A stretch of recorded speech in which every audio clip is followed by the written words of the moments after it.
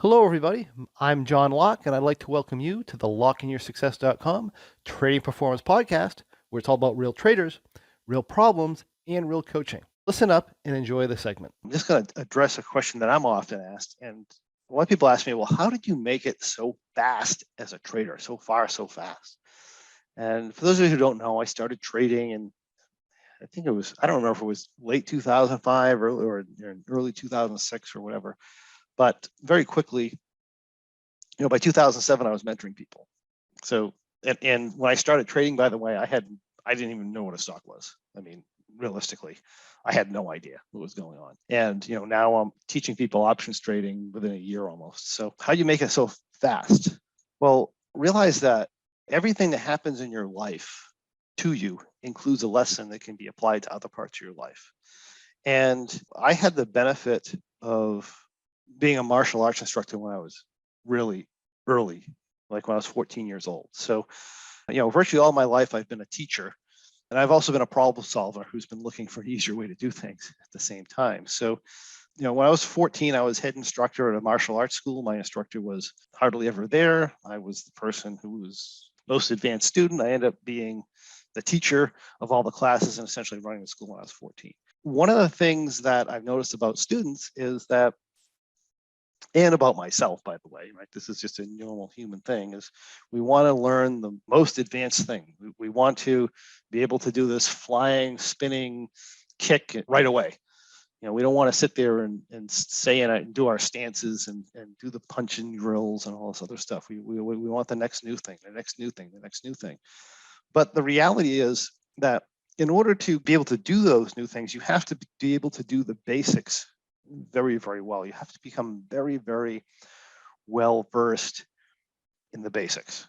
That's something I realized early on.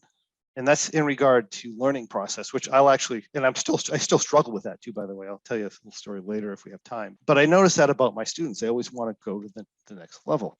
And I think this is something that's common in every walk of life. I learned to play pickleball. And when I learned to play pickleball, people want to win the game. So what they do is if they're matched with somebody who's of a lesser skill level than they are, or an equal skill level than they are, you can win games by brute force, right? You can come in and you can just slam the ball and you can do all these trick moves and you can beat these people who are essentially of close to equal level of you by sheer force. However, if you go up against somebody who's clearly better than you, more skilled than you, you can do all the little tricks you want. They just destroy you doing basic stuff, right? You can't, there's just no way to beat them. Believe me, I've tried, right? The thing is, you're never going to get advanced significantly in pickleball. You'll get a little bit better doing the more advanced stuff, but you're not ever going to advance significantly to that level that these other people are at by doing the new trick moves. You have to go back and you have to get involved in the basic moves. You have to do certain drills over and over again that are boring and mundane and drive you crazy. And you have to play games in a way where you're practicing those drills. And when you're practicing those drills, that often means that you're going to lose a game against a person that's often less skilled than you are, because you're practicing certain skills that are going to pay off in the long run. And in practicing those skills, there's a drawback to that. And that drawback is you're going to lose some games in the short term, and you're not going to look so good in the short term. That's just the way life works. Okay. Same way with trading.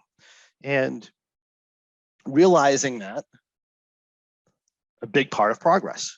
Okay, so stop looking for the next advanced thing. The next, we have so many traders looking for, what's the next most advanced trade? What can I do that's more advanced? What more can I learn about an options Greek or whatever, when they don't even understand the basic principles of a bullish vertical? It's insane, right? They don't even have the basic self-discipline to stay in a trade or allow a trade to lose. And they're going into the next level. You got to build these basic skills first. So that's what a trader blueprint's all about. Okay, so I understood that when I entered trading.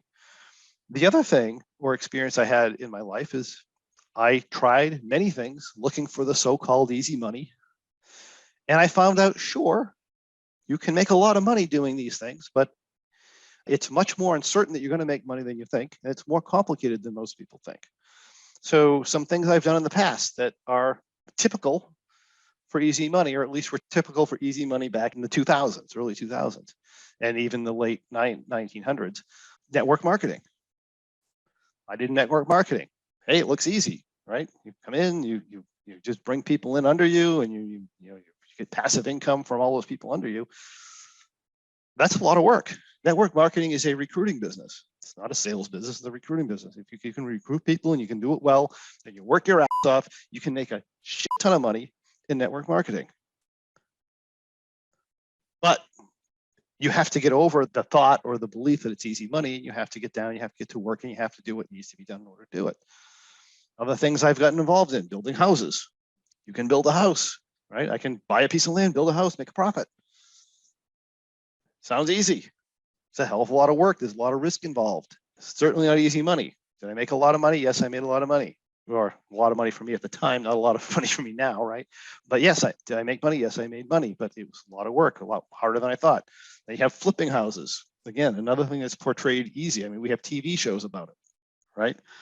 Same thing. It's can you flip houses and make a lot of money? Absolutely.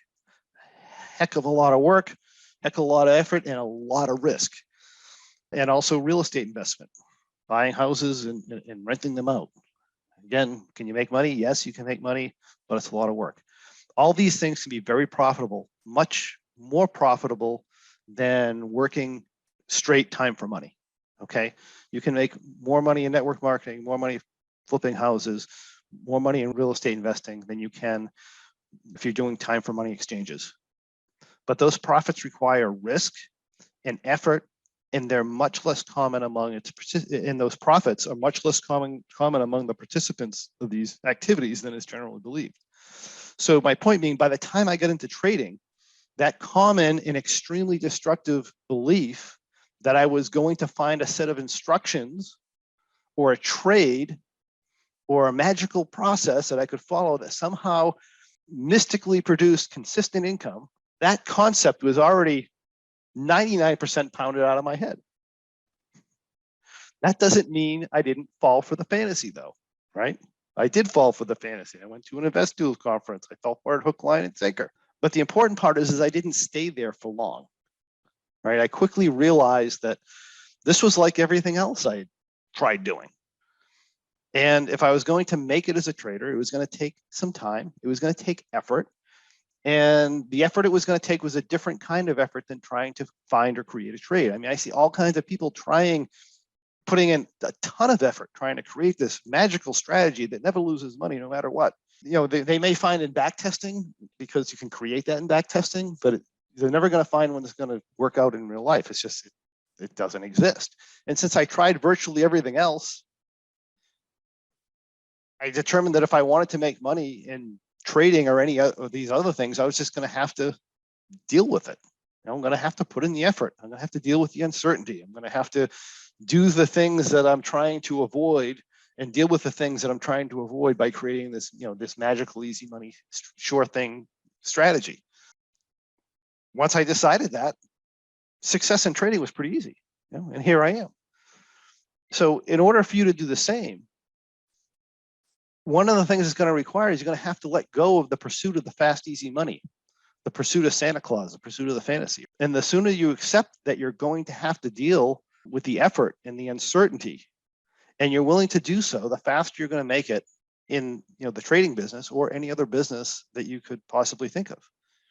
That's just the facts. It's what trading is. And I know you were led to believe something different, but that is the reality of life. And it doesn't matter where you go or who you end up trading from. If you're going to make consistent money in the markets, reliable income in the markets, it's going to take that process. You're going to have to go through it. And you have to make that realization at some point. And that is what I have for you today. If you have any questions or comments or anything else you'd like to see in the next Trading Performance podcast, please list that in the comments and I'll personally answer your questions and comments for you.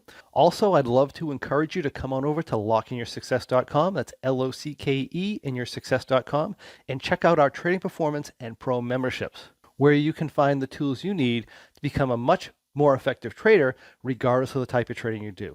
Thank you for joining me. I look forward to seeing you on the next Trading Performance podcast.